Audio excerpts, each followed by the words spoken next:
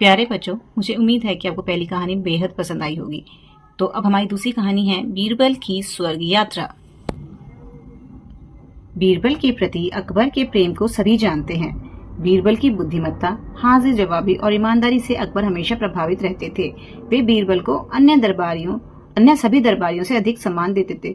हम अकबर बीरबल की कहानियां तो बहुत सारी सुनते हैं और हम ये भी जानते हैं कि बीरबल बहुत ही खास थे अकबर के लिए। तो अकबर के जो प्रेम था बीरबल के प्रति उसको हम सब जानते हैं, क्योंकि बीरबल बहुत ही बुद्धिमान था, हाजिर जवाब था और ईमानदार था। तो अकबर हमेशा उनसे प्रभावित रहते थे। वे बीरबल को अन्य सभी दरबारियों से अधिक सम्मान देते थे। इस बात से कुछ दरबारी बीरबल से ईर्ष्या करने लगे। एक बार ईर्ष्यालु मंत्रियों ने मिलकर बीरबल से छुटकारा पाने की योजना बनाई। इस काम के लिए उन्होंने शाही नाई को भी अपने साथ मिला लिया। बीरबल के लिए अकबर का लगाव देखकर बहुत सारी दरबारी जो थे बहुत उनसे चिढ़ने लगे थे, यानी ईर्ष्या करने लगे थे। और इन्हीं ईर्ष्यालु मंत्रियों ने मिलकर बीरबल से छुटकारा पाने की योजना बनाई कि इसको यहाँ से हटा देते हैं ताकि हमारी भी वाहवाही हो। और उन्होंने अपने साथ शाही नाई को भी मिला लिया। नाई आप समझते हैं, बार्बर। एक दिन अकबर की दाढ़ी बनाते समय शाही नाई ने उनसे कहा, महाराज आप महान हैं जो अपनी प्रजा के लिए इतना कुछ करते हैं, लेकिन आपने अपने पूर्वजों के लिए कुछ नहीं किया। यह बात सुनकर अकबर ने नाई से कहा, मैं भला अपने स्वर्ग सिधारे पूर्वजों के लिए क्या कर सकता हूँ। तो ऐसे ही बातों में लगाने के लिए शाही नाई ने महाराज से उनकी झूठी तारीफ की कि आप बहुत महान हैं, प्रजा के लिए बहुत कुछ करते हैं, पर आपने अपने पूर्वजों यानी जो पहले आपके जो एंसेस्टर्स थे उनके लिए कुछ नहीं किया है। तो अकबर पूछता है कि तो मैं क्या कर सकता हूँ उनके लिए। नाई ने तुरंत उत्तर दिया कि वह एक ऐसे बाबा को जानता है जो किसी भी व्यक्ति को स्वर्ग भेज सकता है, परंतु इस काम के लिए एक समझदार व्यक्ति की आवश्यकता है, क्योंकि वापस आने का मार्ग थोड़ा कठिन है। तो ऐसे झूठ मूठ में उन्होंने कहा कि मेरे पास एक बाबा है जो किसी भी व्यक्ति को स्वर्ग भेज सकता है, लेकिन उसके लिए एक बहुत समझदार इंसान चाहिए, क्योंकि वापस आना थोड़ा मुश्किल है। अकबर ने उस बाबा को तुरंत बुलवाने का आदेश दिया। राजा को लगा कि मैं ऐसा करके इजीली ये सब कर सकता हूँ, तो उसने कहा कि तुरंत उस बाबा को बुलवाया जाए। अगले दिन शाही नाई एक बाबा को लेकर सभा में उपस्थित हुआ। अकबर के पूछने पर बाबा ने उत्तर दिया, हाँ बेटा, मैं किसी भी व्यक्ति को लकड़ी के धुएं के सहारे स्वर्ग भेज सकता हूँ, परंतु मुझे इस काम के लिए एक समझदार व्यक्ति की आवश्यकता है। क्या कोई लकड़ी के धुएं के सहारे स्वर्ग जा सकता है? ऐसा कभी नहीं होता। लेकिन राजा उनके बहकावे में आ जाता है। अकबर ने तुरंत बीरबल की ओर इशारे करते हुए कहा, हमारे पास इस काम के लिए बहुत समझदार व्यक्ति है। और हम सब जानते हैं कि अकबर तो सिर्फ बीरबल को ही समझदार मानते हैं। बीरबल तुरंत समझ गया कि यह एक गहरी चाल है। उसने हाथ जोड़कर अकबर से कहा, महाराज, मुझे आपके पूर्वजों की सेवा का अवसर मिल रहा है, यह मेरा सौभाग्य है। मुझे इस काम के लिए 1 महीने का समय दीजिए, क्योंकि जाने से पहले मैं गांव जाकर अपने माता पिता से मिलना चाहता हूँ। तो बीरबल तो चतुर था, मतलब समझदार था, चालाक था, इंटेलिजेंट था। वो समझ गया कि कोई ना कोई स्ट्रेटेजी यहाँ पे यानी कोई षड्यंत्र हो रहा है, इसलिए उसने थोड़ा 1 महीने का समय मांगा, बहाना बनाया कि माता पिता से मिलना है।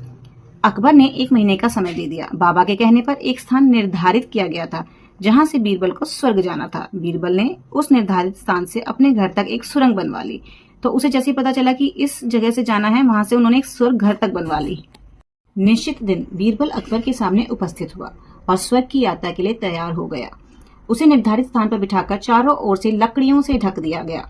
अब बीरबल को कोई भी नहीं देख सकता था। निश्चित दिन मतलब जो दिन डिसाइड हुआ था, उस दिन बीरबल को सबके सामने लाया गया, वो प्रेजेंट हुआ और उसके बाद उसे लकड़ियों से ढक के उसी जगह बैठाया जहां से उसने सुरंग बनाई थी। बाबा के कुछ मंत्र पढ़ते हुए लकड़ियों को आग लगा दी। जैसे ही लकड़ियों में आग लगी, वैसे ही बीरबल सुरंग में उतर गया और सुरक्षित अपने घर पहुंच गया। उधर दरबारी जलती लकड़ियों से निकलते हुए धुएं को देख खुशियां मना रहे थे। उन्हें लगा कि अब बीरबल से हमेशा के लिए मुक्ति मिल गई है। यानी ऐसे ही कुछ नकली मंत्र उन्होंने पढ़े और लकड़ियों को आग लगा दी। उनका ये प्लान था कि लकड़ियों में जल के खत्म हो जाएगा बीरबल, और बीरबल समझदार था तो उसने सुरंग बनवा ली थी और वो अपने घर पहुंच जाता है। वो सब खुश होते हैं कि शायद बीरबल मर गया। बीरबल कुछ दिन अपने घर में ही छिपे रहे। इस बीच उनके बाल और दाढ़ी मूंछ बहुत लंबी हो गई। एक दिन वे दरबार में जा पहुंचे। बीरबल को देख अकबर बहुत प्रसन्न हुए। उन्होंने उसे गले लगाते हुए पूछा, स्वर्ग में मेरे पूर्वज कैसे हैं?